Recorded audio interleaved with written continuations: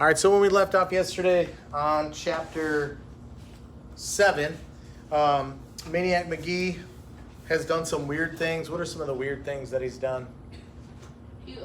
Weird as in not normal, as in not expected, different than what most kids at this time are doing here on East and West End. Give me some examples.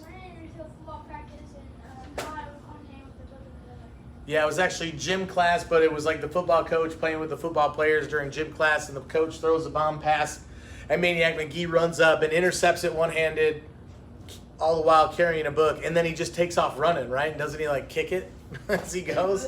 And they're like, what the heck? Like, who's that kid, right? And he's fast, and he runs past, and the kids are kind of surprised. Something notable about that, too, he's on the East End. He's a white kid on the East End, so he's going to stick out, right? Like, he's the only white kid in that whole town, and here's a whole school of kids out at gym class playing football with their coach, and this white kid comes running up, snatches the ball out of the air, just takes off running, and then boots it. One of my favorite parts in this book, Stargirl, which is also written by Jerry Spinelli, Stargirl interferes in the middle of a football game, and she's a real wild person, and she does something similar with the football. She steals the football before the game starts off the tee, and then she grabs it, and like the refs and security are chasing her, and she runs down the field and just boots it over the fence and takes off running the other way. Such a great part of that book. So that's one weird thing. Give me something else that's weird that he does. So he showed her to a family dinner, and like nobody said anything because they all thought that it was like each other's like friends, and they never knew. But by the time they tried to figure it all out, he was gone. Yeah, so now back on the West End, I would imagine he wouldn't stick out so much because he's now on the side as a white kid. He's hanging out with all the white people, and he just shows up for dinner at somebody's house, and there's like, I don't know, I think we counted 14 people that were at the dinner table. So the dinner table is made of a ping pong table because there's so many people. And nobody says anything because they just assume with so many people, well, he must be somebody's friend. And they're like, he's not my friend. I thought he was your friend. And they're like, that's not my friend. And then when they try to figure out who he is, he's gone. So that's weird. If you remember the Finsterwalds, like he saves a kid who gets tossed over the fence to the Finsterwalds' house. And then he sits down on the Finsterwald's front porch and is sitting reading a book. It's a house that all kids are afraid and scared of going to. And he's just sitting there reading his book that he got from Amanda earlier on in the story. Chapter 7. When Jeffrey Magee was next spotted, it was at Little League Field in the park. A Little League game had just started. The Red Sox had won, but the big story was John McNabb, who struck out 16 batters to set a new 2 Mills Little League record. McNabb was a giant. He stood 5 feet 8 and was said to weigh over 170 pounds. He had to bring his birth certificate into the league director to prove that he was only 12. And still, most people didn't believe it.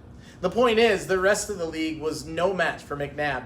It wouldn't have been so bad if he had been a right fielder, but he was a pitcher, and there was only one pitch he ever threw. It was a fastball. Most of the other batters never saw it. They just heard it whizzing past their noses. You could see their knees shaking from the stands. One poor kid stood there long enough to hear a strike one go past, and then he threw up all over home plate. It was still pretty light out because when there are a lot of strikeouts, the game goes fast. And McNabb was still on the mound even though the official game was over. He figured he'd made baseball history. He wanted to stretch it out as long as he could.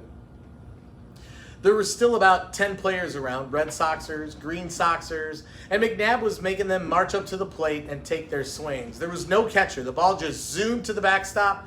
When a kid struck out, he went back to the end of the line. McNabb was loving it.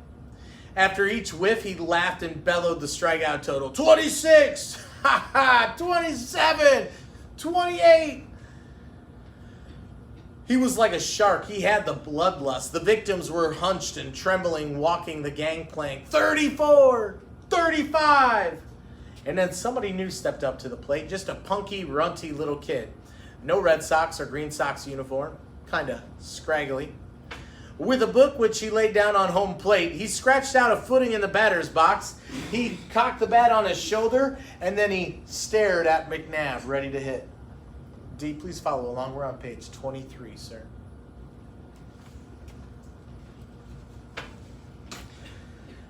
Right near the bottom, last paragraph. McNabb croaked from the mound. Get out of here, Rump. This is a Little League record. You ain't in Little League. The kid walked away. Was he chicking it out? No. He was lifting a red cap from the next batter in line. He put it on. He was back in the box. McNabb almost fell off the mound. He was laughing so hard. Okay, Runt, number 36 coming up. McNabb fired. The kid swung. The batters in line automatically turned their eyes to the backstop where the ball should be, but it wasn't there. It was in the air, riding on a beeline right out to McNabb's head. The same line it came in on, only faster. McNabb froze and then flinched just in time. The ball missed his head, but nipped the bill of his cap and sent it spinning.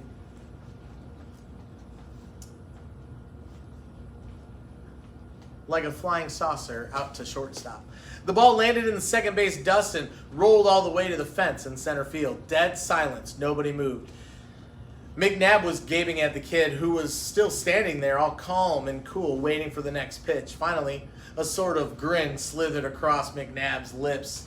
He roared, "Get my hat! Get my ball!" 10 kids scrambled onto the field, bringing him the hat and ball. McNabb had it figured now. He was so busy laughing at the Rump that he must have lobbed him a lollipop, and the Rump got lucky and pulled it. This time, McNabb wasn't laughing. He fingered the ball, tips digging into the red stitching. He wound, he fired. Oh, man, that sucker's going so fast I can't even hardly see it. And then he was looking up, turning, following the flight of the ball, which finally came down to earth in deep left center field. Bounced once to the fence. More silence except from someone who yelled, "Yep," and then caught himself. "Ball!" bellowed McNabb.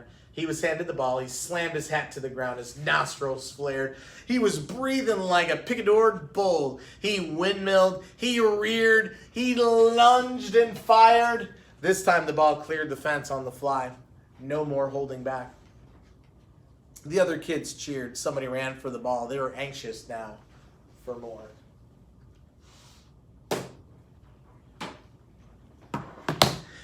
Three more pitches, 3 more home runs. Pandemonium on the sidelines. It was raining red hats and green hats. McNabb couldn't stand it. The next time he threw, it was right at the kid's head. The kid ducked. McNabb called, "Strike 1." Next pitch headed for the kid's belt. The kid bent his stomach around the ball. Strike 2. Strike 3 took dead aim at the kid's knees. And here was the kid swooping back at the same time, swatting at the ball like a golfer, teeing off. It was the craziest baseball swing you ever saw, but there was a ball smoking out to center field. "Hold it, Runt," snarled McNabb. "I can't pitch right when I got a whiz."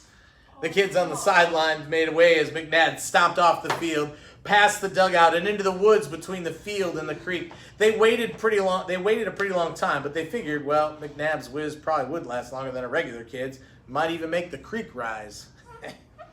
At last, McNabb was back on the mound, fingering the ball in his glove, demon's gleam in his eye. He wound up, he fired the ball, headed for the plate, and what's this, a leg ball? It's got legs, long legs, pinwheeling toward the plate. It wasn't a ball at all. It was a frog. And McNabb was on the mound cackling away, and the kid at the plate was bug-eyed. Nobody'd ever tried to hit a fast frog ball before. So what was the kid to do? He bunted it. He bunted the frog, laid down a perfect bunt in front of home plate, third base side, and he took off for first. Any guesses what's going to happen? So he bunted. He's running to first. Bunted a frog ball. He didn't grab his book. He didn't.